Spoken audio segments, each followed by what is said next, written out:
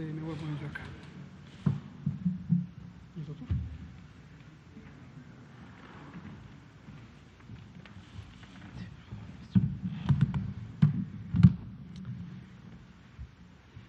Muy buenas noches. Son las 19 horas en punto de este lunes 6 de julio del año 2020. Estamos en el Palacio Nacional de México, en la Ciudad de México. Vamos a iniciar la conferencia de prensa diaria sobre COVID-19, la pandemia causada por el nuevo coronavirus SARS-CoV-2.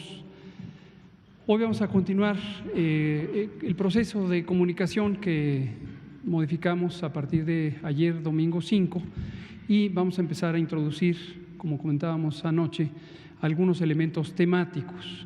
Recuerden que el interés que tenemos es seguir presentando la información numérica, la información objetiva que proviene de la información que generan las entidades federativas, las unidades de salud de todo el Sistema Nacional de Salud, que contribuyen a que en México tengamos vigilancia epidemiológica.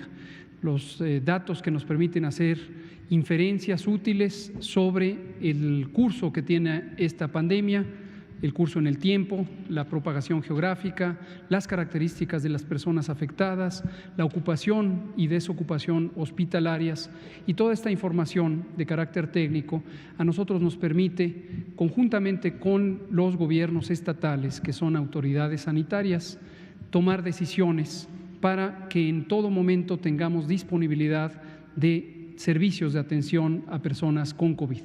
Esta ha sido la meta desde el inicio de la pandemia, tener siempre la disponibilidad de los servicios de salud y que no nos pase lo que podría habernos ocurrido si no hubiéramos actuado oportunamente.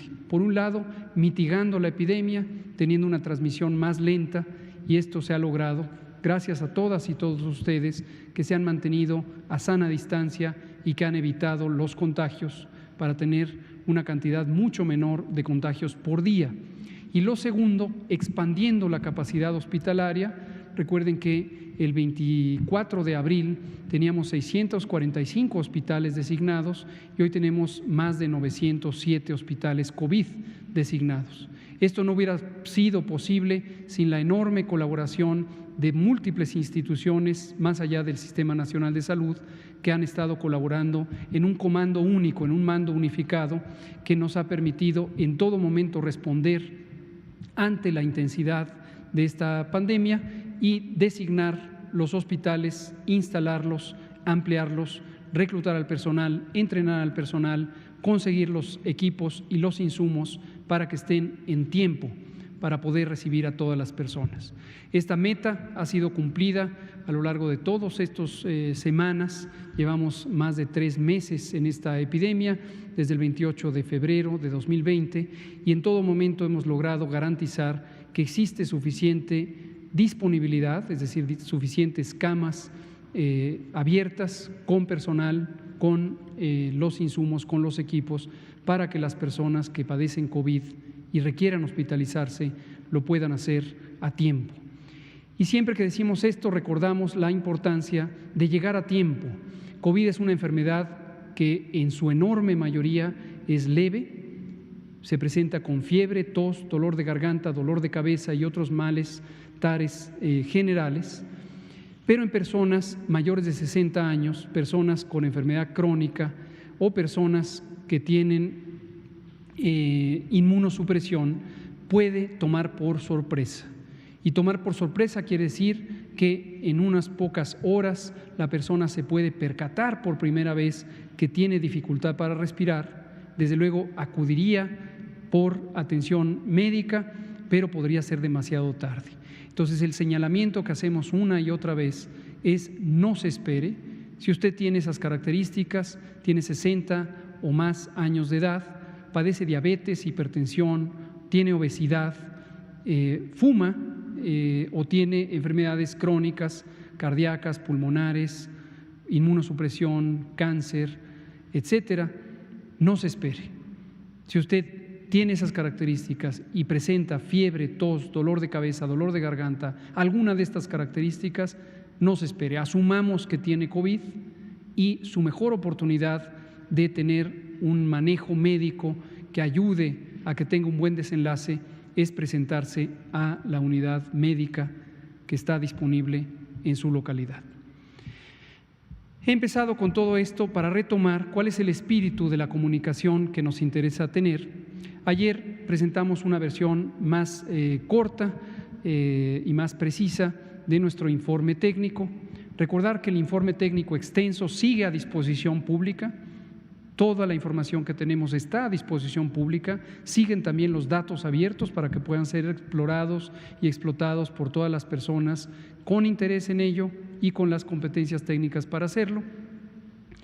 Y coronavirus.gov.mx es el portal de Internet del gobierno mexicano en el que hemos puesto toda la información disponible. Los datos abiertos, los lineamientos técnicos, las distintas comunicaciones, la colaboración con las demás instituciones fuera del sector salud. Eso sigue estando a disposición. Pero nos interesa tener un énfasis en las actividades que pueden ser relevantes para la población, para que ejecute acciones favorables a su salud y que en estas acciones tengamos la posibilidad de protegernos cada uno de nosotros, proteger a nuestra familia, proteger a nuestra comunidad, protegernos todos y todas. Protegernos de una epidemia, un fenómeno natural, inusual, que en este caso se ha presentado después de más de 100 años, una epidemia de enfermedad infecciosa causada por un virus, igual que hace 100 años lo fue la influenza H1N1, con esta magnitud, con esta afección a todo el mundo, toda la humanidad, literalmente toda la especie humana está siendo afectada por esta epidemia. Entonces, la mejor manera de protegernos es la solidaridad entre unos y otros, de manera que pensemos que cuando decidimos no salir a la vía pública, estamos contribuyendo no solo a no infectarnos o no contagiarnos nosotros mismos, sino no contagiar a otros. Si esto lo hace una persona, o dos, o tres, o cinco, tiene muy poquito impacto. Si esto lo hacen millones de personas, como ha venido ocurriendo desde que empezó la epidemia, entonces contribuimos mucho a disminuir la velocidad de los contagios y a que todas las personas que se pueden complicar con la enfermedad tengan una cama de hospital disponible. Finalmente, en este marco de referencia, quiero comentar que algunas historias de vida, algunas experiencias significativas que la sociedad nos ha estado compartiendo, consideramos que deben ser conocidas y que de viva voz las personas que son protagonistas de estas situaciones, personas que enfermaron, sus familiares, personas que atendieron a los enfermos, personas que ayudaron a auxiliar a las personas enfermas, personas que enfrentaron una adversidad, personas que quizá perdieron un familiar o un amigo, personas que tuvieron facilidad para acceder a los servicios y también personas que tuvieron dificultad para acceder a los servicios, dirigentes de las distintas comunidades técnicas, en fin, todas las personas que han sido protagonistas de este acontecer. Es de gran ayuda si comparten su testimonio, si comparten su experiencia. Y eso es lo que vamos a tener hoy. Vamos a tener el informe técnico y enseguida vamos a tener un testimonio. No lo presento todavía, lo presentará el doctor Ricardo Cortés, con detalle también de nuestro invitado especial el día de hoy. Pero después del informe técnico vamos a tener este testimonio que consideramos que puede ser relevante para que usted en casa vea hasta dónde está reflejada su experiencia. Y la invitación es no que vea a otra persona, que vea a un tercero que tuvo una experiencia, sino que usted identifique los elementos comunes con su propia vivencia o la posible vivencia que pudiera haber tenido, tanto en lo favorable como en lo desfavorable, y que eso le permita cada vez más compenetrarse con esta nueva manera de vivir, convivir con un virus que va a seguir por muchas semanas más, por meses todavía, en México y en el mundo por varios años más. Ese es el propósito de las comunicaciones que estaremos haciendo.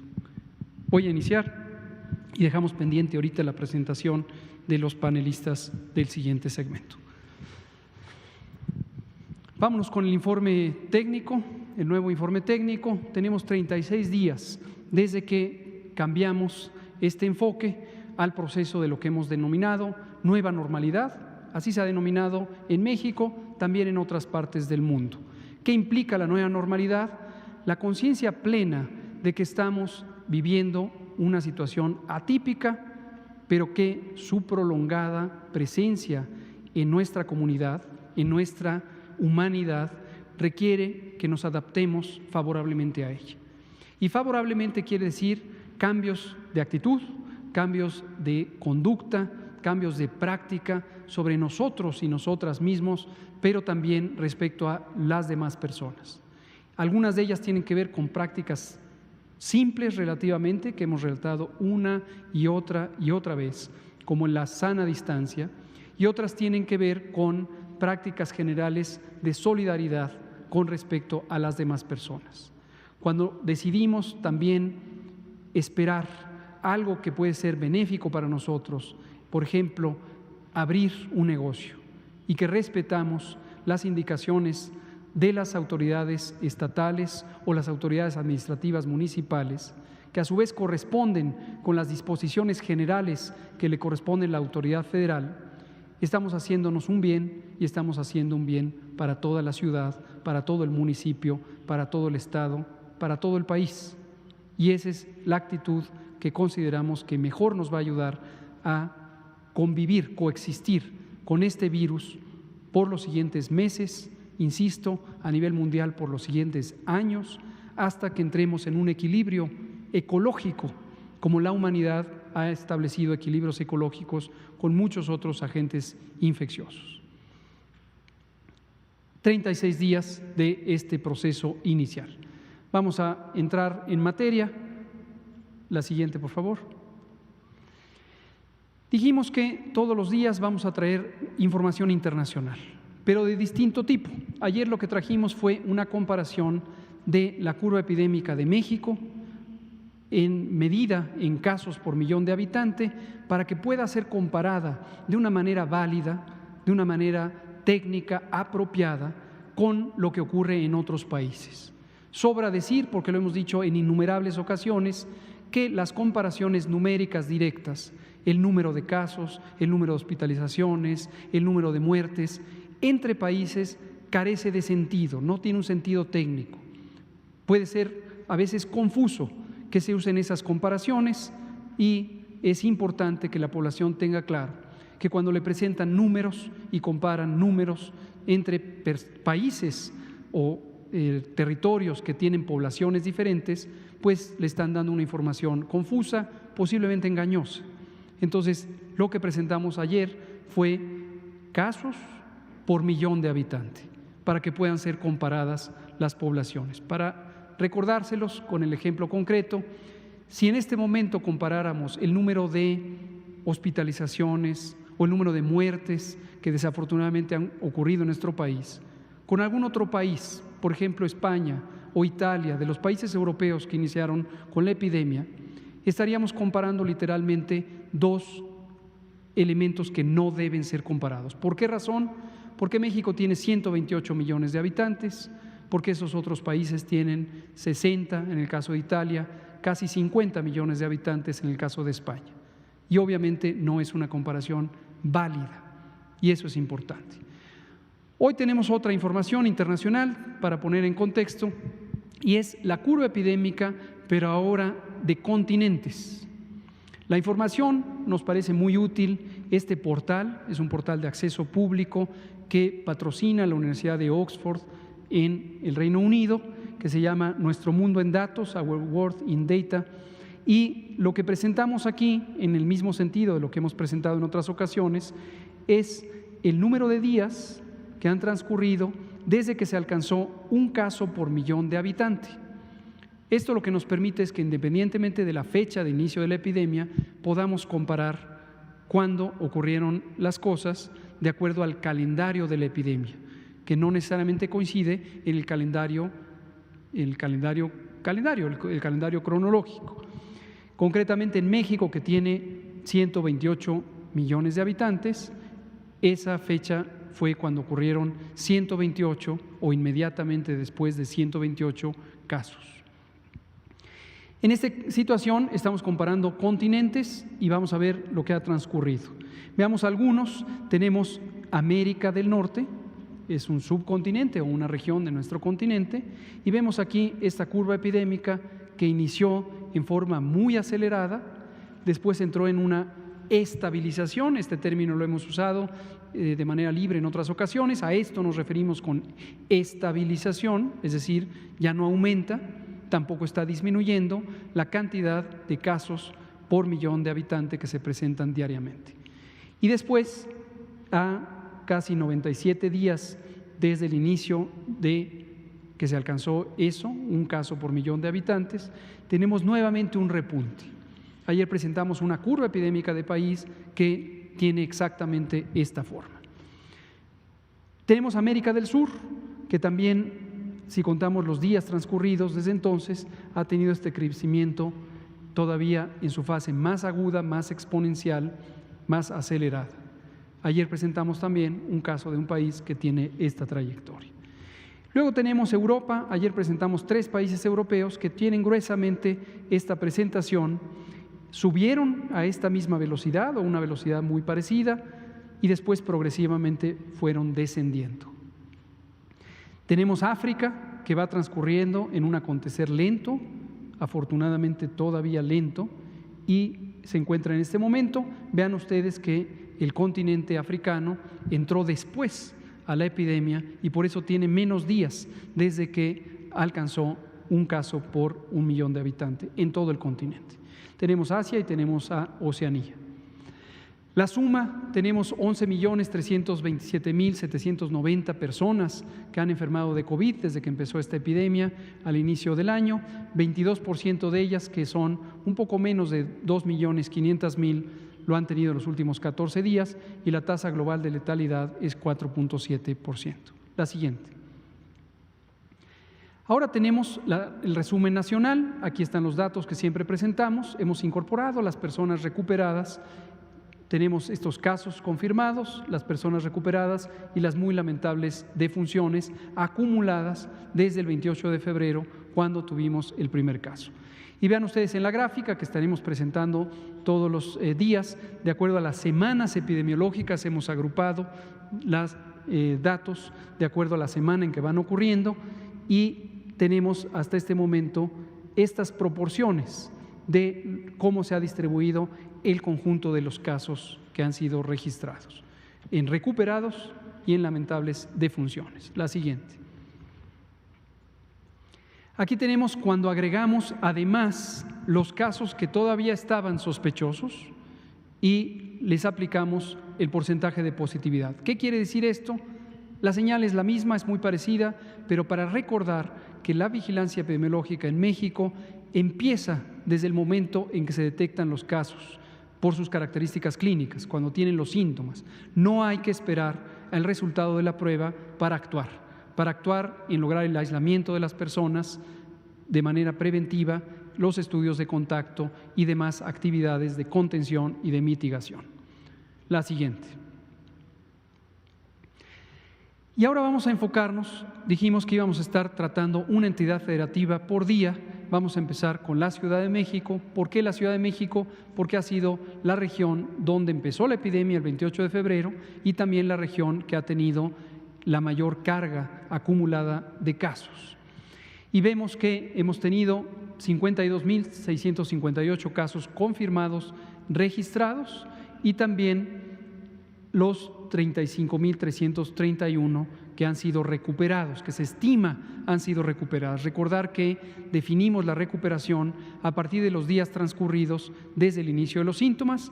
Es hasta cierto punto arbitrario, consideramos 14 días para las personas que están ambulatorias y para los casos hospitalizados tenemos documentado que si no han tenido un lamentable deceso, todavía se encuentran en el proceso de atención. La noticia positiva aquí, desde luego, es que vemos ya desde la semana 23 un descenso, y este descenso ha sido ya progresivo. Tenemos 2 semanas consecutivas en donde ha existido un descenso en el número de casos registrados en la Ciudad de México. Lo mismo la hospitalización y lo mismo las defunciones que están en la curva de color azul marino al final. La cantidad de muertes diarias, desafortunadas todas ellas en la Ciudad de México, va disminuyendo ya progresiva y sostenidamente en los últimos 15 días. La siguiente. Lo mismo, pero considerando los casos todavía en estado de sospechosos, y esto también, simplemente esto lo pondremos por algunos pocos días para mostrar la consistencia de las 2 grandes señales de la vigilancia epidemiológica, la que depende de pruebas y la que no necesita esperar el resultado de las pruebas, que desde luego es el primer frente de la vigilancia de esta enfermedad. La siguiente. Ahora tenemos el mosaico. Ayer lo presentamos para las 32 entidades federativas y justamente destacábamos a la Ciudad de México como la que hasta las últimas 2 semanas había tenido la mayor intensidad de la incidencia, la mayor magnitud de la incidencia. En este momento lo presentamos con un enfoque las 16 alcaldías de la Ciudad de México para situar dónde se encuentra la mayor incidencia y por lo tanto la mayor intensidad. Lo que estamos mostrando aquí es casos por cada 100,000 habitantes que han sido estimados en cada una de las semanas epidemiológicas.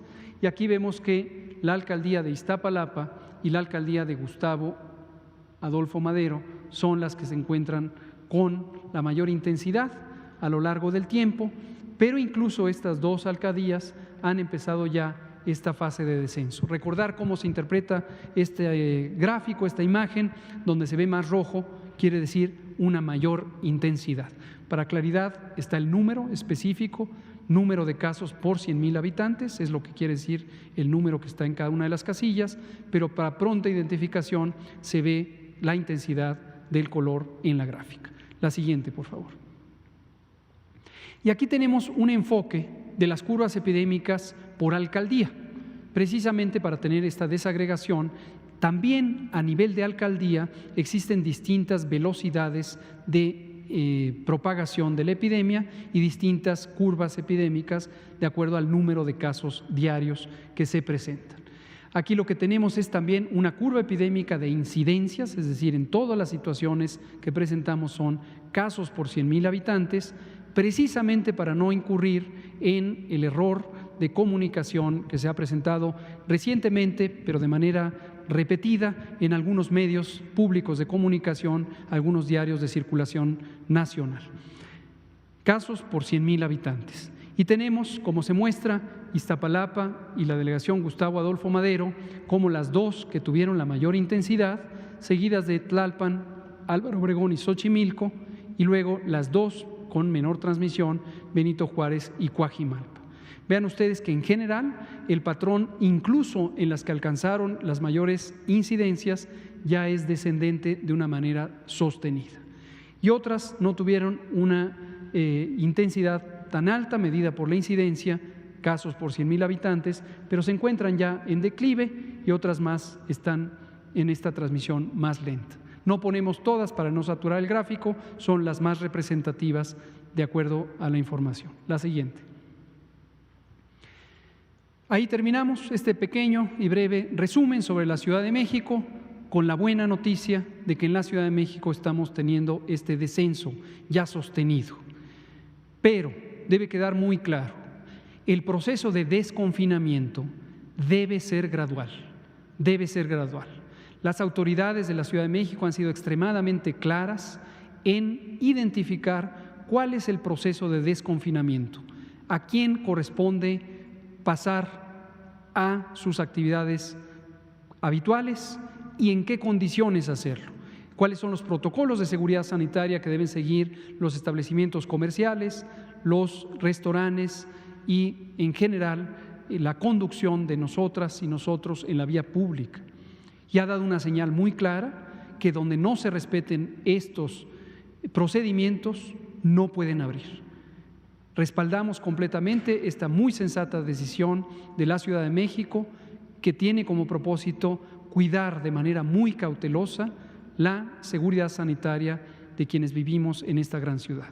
Este es un ejemplo a seguir que va a ser muy útil tenerlo en todas las entidades federativas, pero insistimos, depende de todos nosotros, depende de todas y todos nosotros tener esta actitud para la nueva normalidad en forma ordenada. Si nos desordenamos, echamos a perder el proceso de desconfinamiento y hay un enorme riesgo de que haya rebrotes. Hasta el momento eso no ha ocurrido en la Ciudad de México, pero podría ocurrir si no lo hacemos de una manera ordenada. Termino con la ocupación hospitalaria. De las 28.831 camas generales totales, tenemos 45% de ellas ocupadas, son 12.873, y 15.958 disponibles. Si lo vemos por entidad federativa, en este momento Nayarit, Tabasco, Nuevo León, Sonora, Guanajuato, Puebla son las primeras 5 en ocupación hospitalaria. Preocupa cuando se empieza a agotar por debajo del 30% de disponibilidad y es momento de actuar para lograr mayores reexpansiones. Y no olvidemos en ningún momento que esto es un trabajo de colaboración entre las autoridades sanitarias nacionales o federales y la autoridad sanitaria estatal. Cada estado, libre y soberano, tiene en la persona titular de su poder ejecutivo a una autoridad sanitaria que debe responder también a este reto. La siguiente. Finalmente tenemos la ocupación de camas con ventilador, es decir, camas destinadas a personas críticamente enfermas, y tenemos la ocupación nacional de las casi 10.000, 9.565 camas destinadas a este propósito, las tenemos ocupadas en 38%, menos de 4 de cada 10. Y en orden de ocupación por entidad federativa, las primeras 5 son Baja California, Nuevo León, el Estado de México, Tabasco, Sonora y bueno, la Ciudad de México, que se encuentra ya en un 6º lugar. Me parece que esta es la última. Perfecto. Vamos a pasar al bloque temático y le pido al doctor Ricardo Cortés Alcalá si presenta a nuestro amable invitado. Doctor, bienvenido, y a los que nos acompañarán en el panel remoto. Con mucho gusto, doctor López-Gatell. Muchísimas gracias. Muy buenas tardes a todas las personas aquí en Palacio Nacional y en casa. Aquí en la mesa nos acompaña el doctor Emanuel Sarmiento Hernández.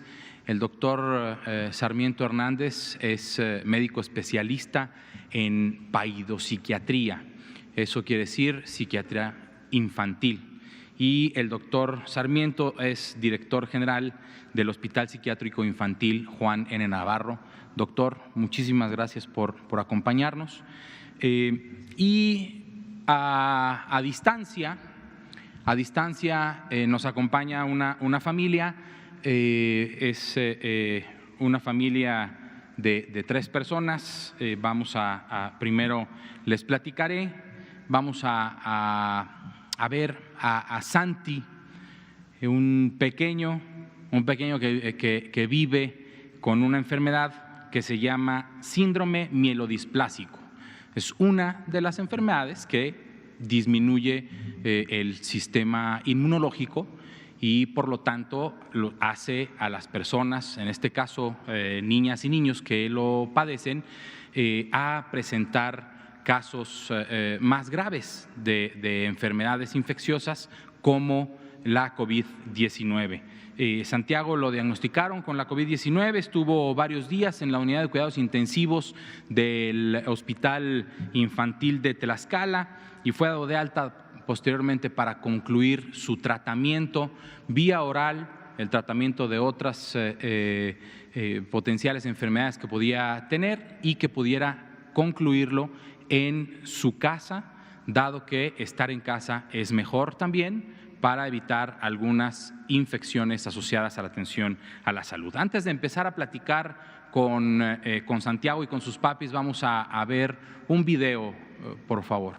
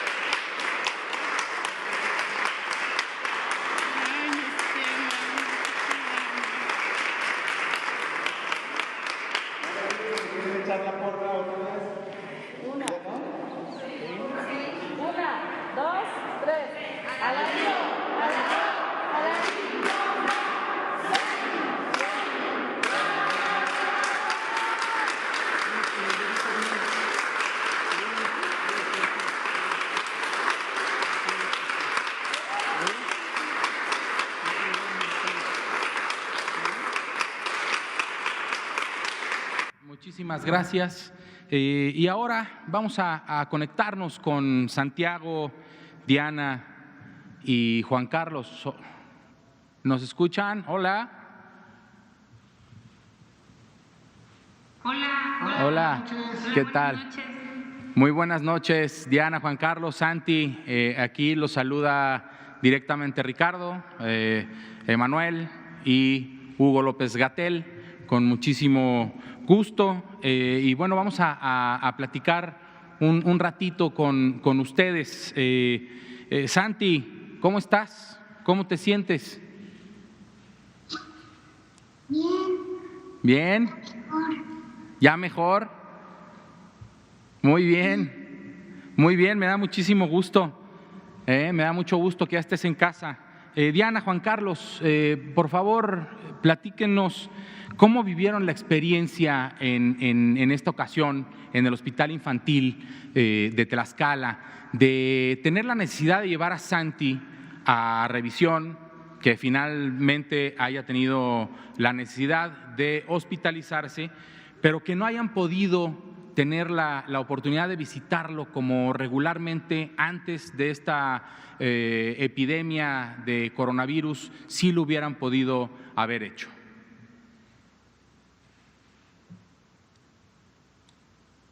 ¿Me escuchan? ¿Sí? Sí.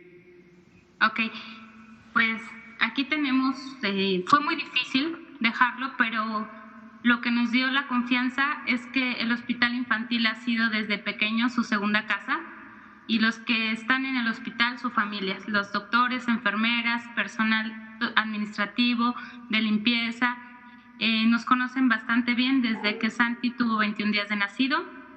Creo que eso fue la primera confianza que nos dio, que es su segunda casa, y que siempre hemos tenido una grata experiencia de ese hospital. Y después de eso, pues la confianza depositada en ellos, creo que era seguir el protocolo que ustedes tanto hablan de COVID, para poder salvaguardar las vidas de los tres. ¿Qué fue lo que hicimos? Fue muy duro, fue una experiencia aterradora, y lo que hicimos es que nos apoyó mucho trabajo social en 3 videollamadas al día, junto con los médicos intensivistas de lunes a domingo, los 3 turnos. Nos dieron la oportunidad de poder estar tras un cristal vía virtual en una computadora, podernos pues comunicar y solo observar al niño, porque estaba en cuidados intensivos, con un tubo. Duró 13 días en terapia intensiva, entubado, y solo verlo a través de un cristal.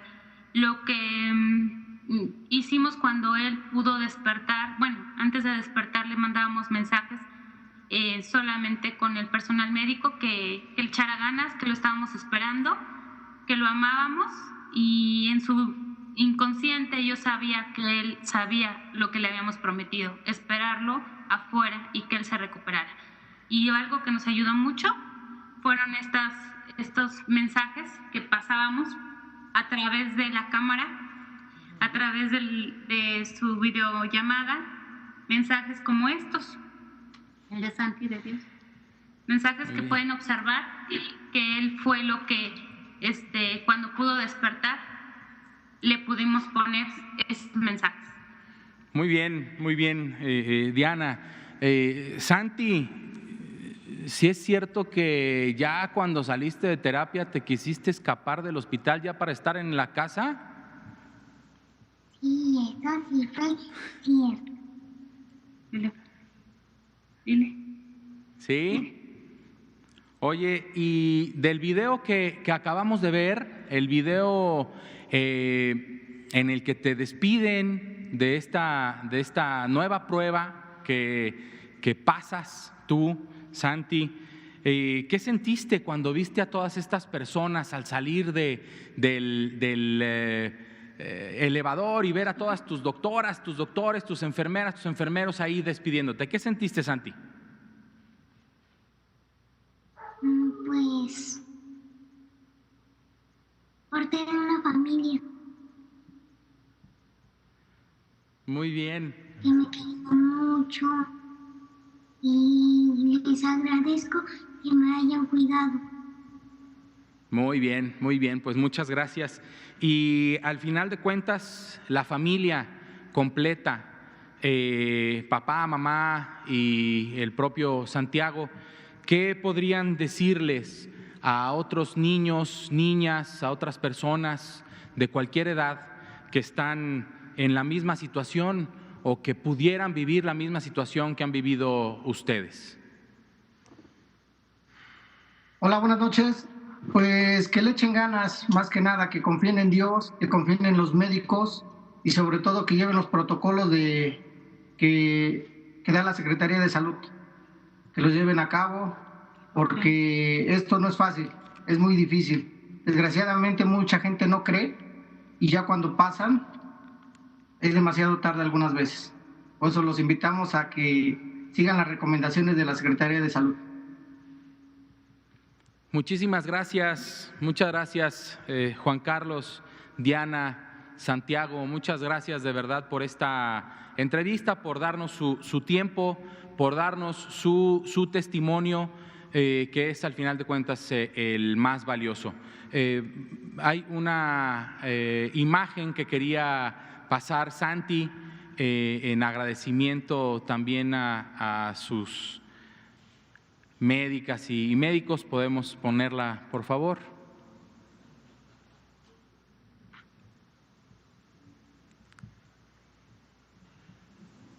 Pues agradece, Santi, muchísimas gracias. También nosotros te damos las gracias a ti por compartir con nosotros esta historia. Y Diana, Juan Carlos, también muchísimas gracias. Como su historia, hay muchas en nuestro país en la que las cosas se ponen difíciles, pero podemos salir adelante. Muchísimas gracias, Diana, Juan Carlos, Santi. Quisiera agradecer, Adelante. Quisiera dar un agradecimiento, primero que nada, a ustedes, porque es un gusto estar al aire y que nos den estos momentos para poder llegar a muchas personas. Y primero que nada quiero, con especial agradecimiento, dar gracias al profesionalismo y sobre todo a la calidad humana de los médicos del HIT que sacaron adelante a mi hijo Santi. Está demostrado que la realidad supera la ficción. Quiero decir que los héroes no solo son de las películas, son héroes mexicanos que están al frente de esta guerra por nosotros. Con especial agradecimiento a los héroes del Hospital Infantil de Tlaxcala, la directora Carla Vanessa González, el jefe de cuidados intensivos, el doctor León Felipe Mendoza Vega, todos los médicos intensivistas de cada turno, los infectólogos, los 3 turnos, personal administrativo, banco de sangre, al doctor Carlos, que está en piso, al doctor Luis Hernández Góngora, al doctor Farfán. Un agradecimiento enorme y decir que nunca tuvieron miedo por atender a Santi, no me lo derivaron a otro hospital y siempre tuvieron la y certeza de ayudarlo, nunca dejaron pasar un minuto sin atenderlo y creo que gracias a su profesionalismo, atención y pues ahora sí que lo hicieron sin miedo, gracias a eso todo esto fue posible. Gracias, sin su trabajo no hubiera sido posible lograr la vida de Santi, ya que tenía solo 5% de posibilidades de vida. Entonces estoy muy agradecida, gracias por el espacio, gracias al doctor Hugo, gracias al doctor Ricardo Alcalá, muchas gracias a todos por su espacio y por esta entrevista. Les agradezco de corazón. Muchísimas gracias, Diana, Juan Carlos, Santi. Gracias. Adiós. Adiós.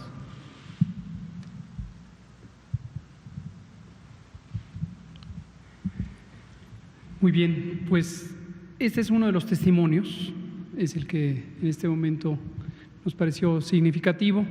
Como decimos al inicio de este nuevo ciclo de comunicación, nos interesa compartir experiencias reales, vividas, sufridas, superadas, a veces no superadas, y queremos ir seleccionando distintos elementos no con el ánimo de que cada quien se vea reflejado exactamente como es la vivencia, sino de que todas y todos podamos sacar lecciones útiles para poder responder ante esta situación, tanto en la parte preventiva como en la parte de enfrentar la situación. Elementos que nos deberán llevar a tomar acciones, a aprender cómo hacer las cosas más oportunamente, tanto del lado de la sociedad como del lado del gobierno federal o los gobiernos estatales, y poder tener el aspecto humano que está presente en toda esta vivencia tan intensa. Para dar un sentido también técnico a esto, es un gusto tener aquí al doctor, gracias Emanuel, muchas gracias, para que nos pueda compartir desde la perspectiva de un especialista en paidopsiquiatría, en psiquiatría infantil, cuáles son los retos que se pueden presentar para conducir a niñas, a niños durante un proceso tan intenso, durante una enfermedad como esta. Adelante, Manuel, por favor. Bueno, ¿qué tal? Antes que nada, gracias, doctores, por la invitación. Doctor Ricardo Cortés, subsecretario López-Gatell, muchísimas gracias. Es un placer para mí poder colaborar con un granito de arena. Gracias a ustedes por estar aquí y gracias a las personas que nos están escuchando en cadena nacional. Y bueno, pues sí, definitivamente un caso que yo no sé a quién no pueda conmover este tipo de casos, ¿no?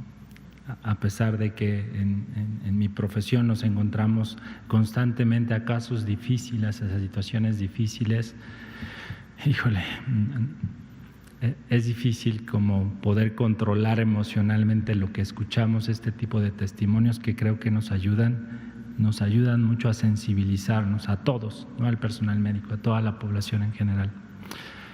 Bien, yo quisiera dividir esto y no ser repetitivo con algunas otras conferencias que han venido algunos compañeros, colegas y amigos míos y que son actualmente la base de esta reestructura de salud mental y adicciones que han tenido aquí todos ustedes ya en algunas ocasiones, que es el doctor Juan Manuel Quijada, que es la doctora Lorena Rodríguez Bores, que es el doctor Gadi Sabiki y el doctor Jorge González Olvera. Realmente ellos están siendo los pilares para que se empiece a dar este cambio y por supuesto que estamos muy contentos que nos inviten desde la salud mental, ¿no?, a poder compartir con ustedes y a tratar de dar un tratamiento o una información multidisciplinaria para salir de esta grave situación, de esta emergencia sanitaria que estamos viviendo, ¿no?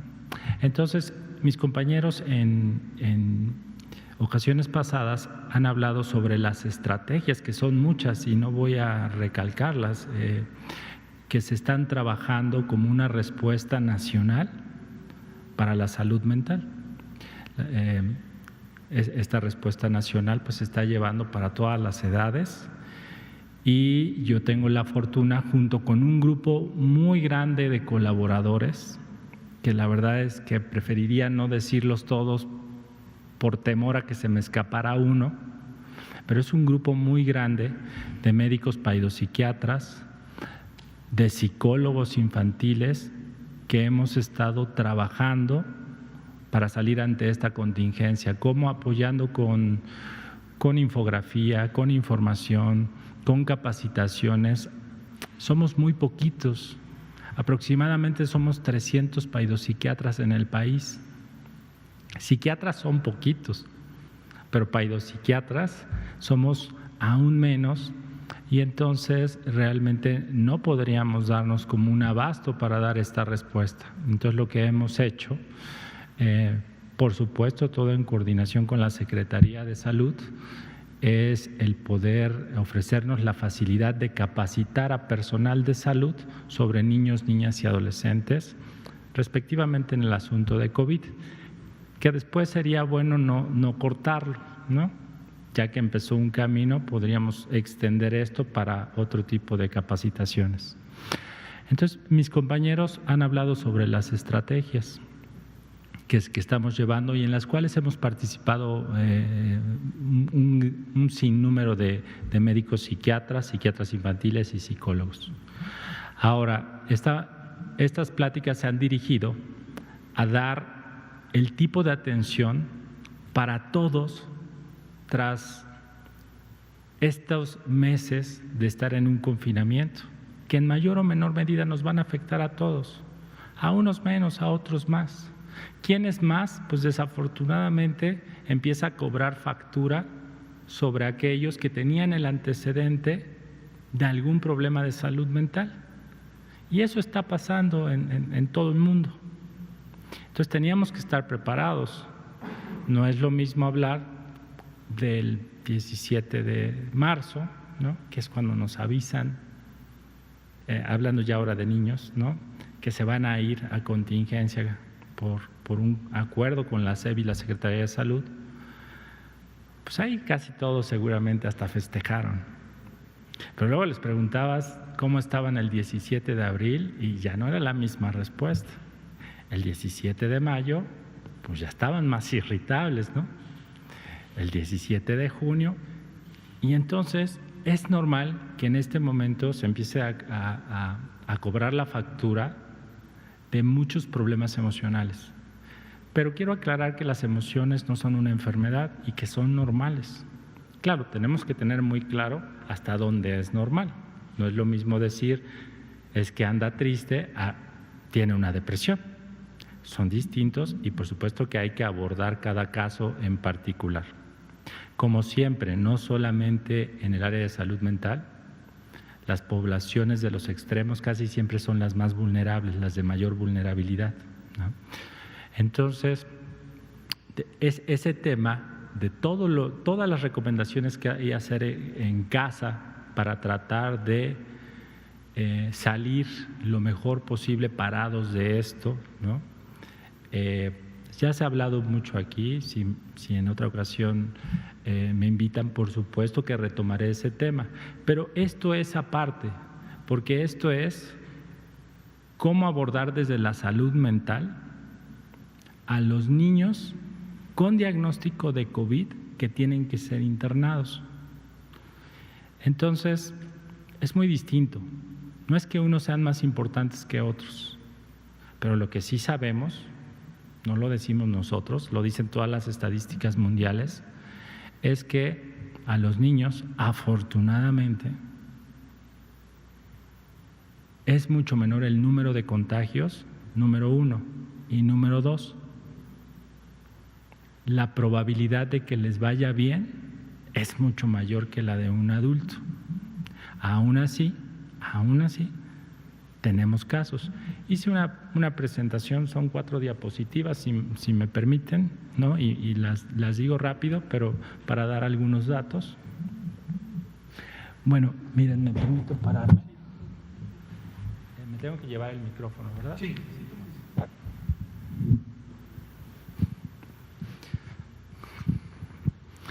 Bueno, estos son algunos datos muy generales que yo quería que ustedes tuvieran muy presentes y seguramente ya los tienen, pero se los pongo aquí. Y es justamente lo que les decía. Esta emergencia sanitaria pues se está dando a nivel mundial. Afortunadamente para los niños, niñas y adolescentes, aunque pueden variar las cifras de donde las leamos, de artículos científicos en que nos estamos basando, yo les diría que en general se está reportando que a nivel mundial un 2% de pacientes pediátricos se encuentran infectados, un 2% del total.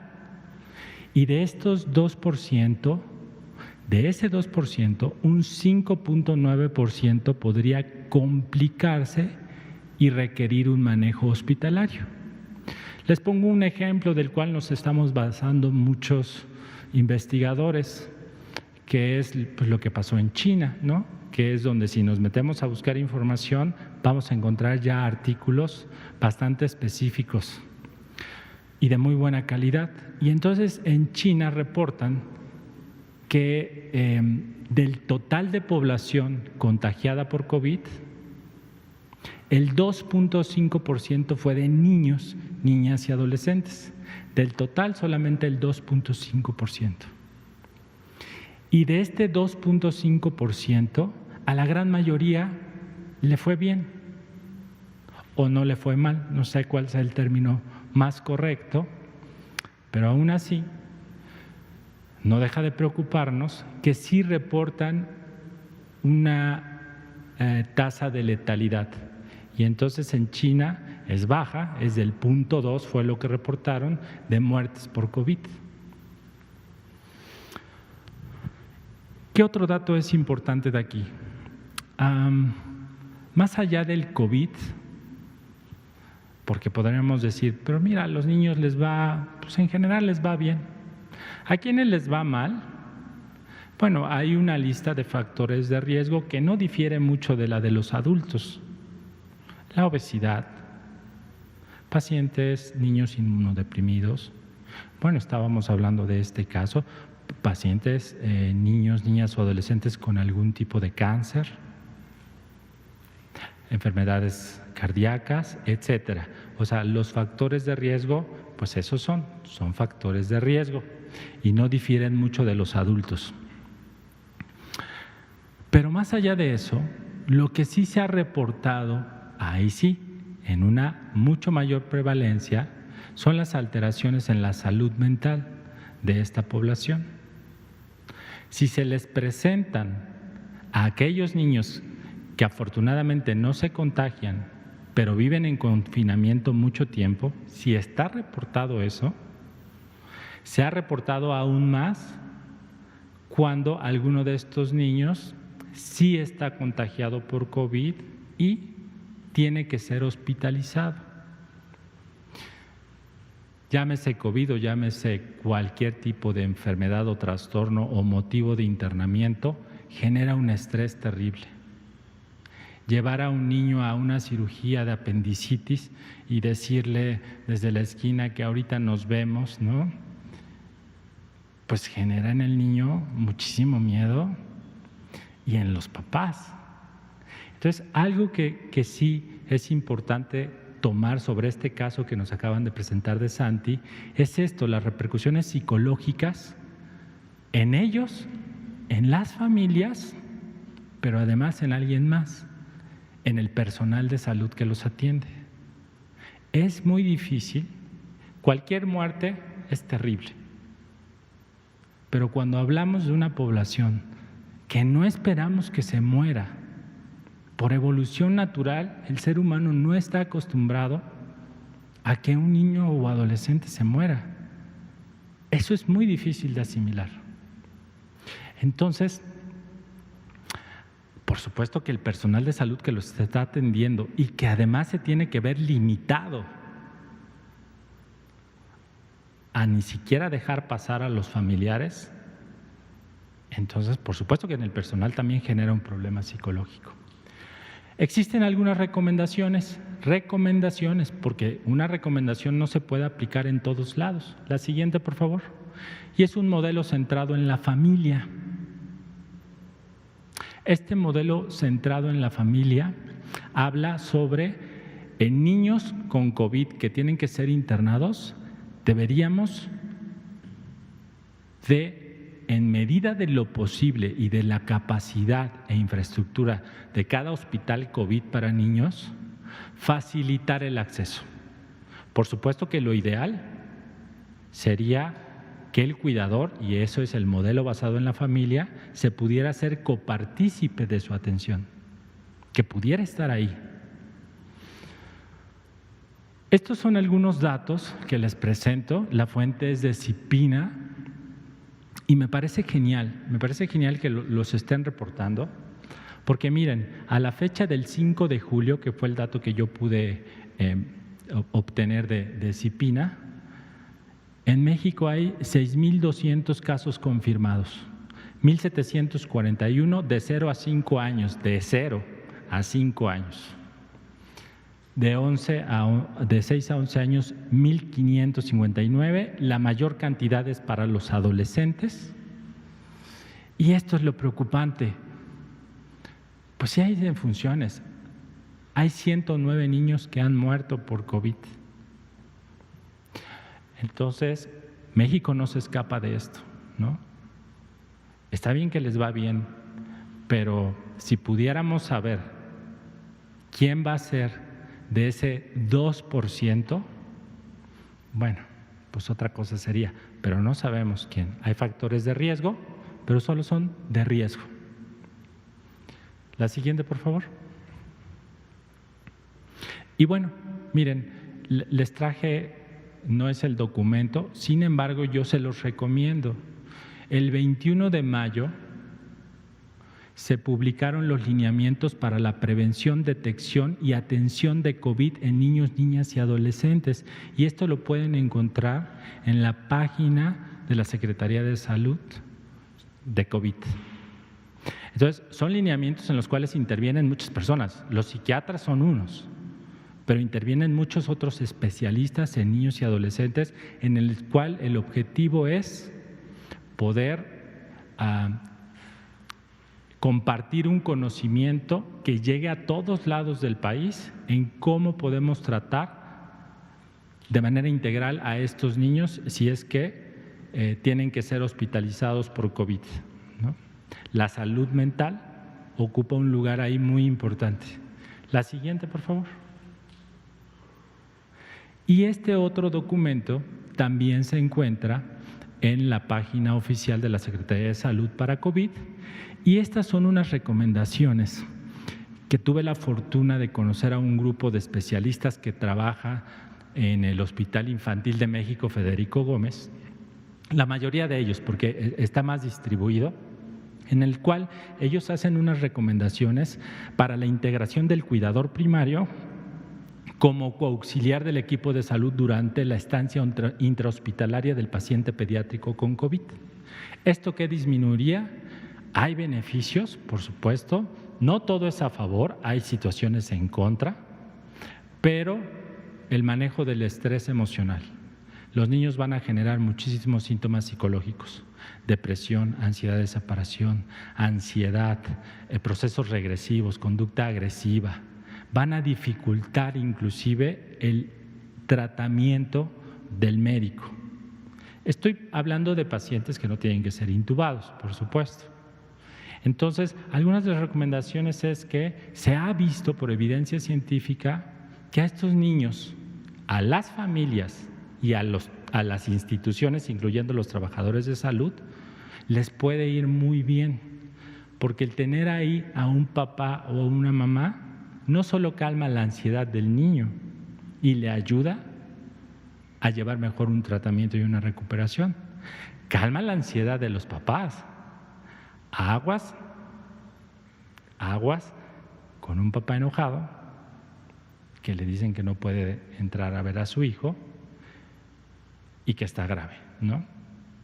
Entonces, nos vamos a arriesgar a que su irritabilidad, su enojo, y que siendo empáticos, pues, ¿cómo le decimos que no se enoje?, pueda dificultar la atención en un hospital, ¿no? Entonces sí tiene pros, y además la misma institución puede verse beneficiado en tratamientos más cortos.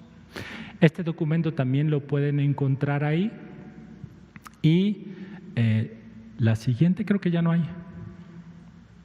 Sí, esta fue la última, y bueno, quise ser muy breve, no hablar como tanto de la salud mental en general que se ha hablado, sino más bien de lo que se tiene investigado sobre niños con COVID que tienen que ser hospitalizados. Gracias. Muchas gracias, doctor Emanuel Sarmiento, director general del Hospital Psiquiátrico Infantil Juan N. Navarro de la Secretaría de Salud. Son las 20 horas, desafortunadamente ya hoy no tenemos tiempo de preguntas, pero con la experiencia de hoy, con mensajes de hoy, desde luego podemos seguir elaborando en los días siguientes o mañana en el Pulso de la Salud durante la conferencia matutina. Nos vemos mañana, muchas gracias. Gracias.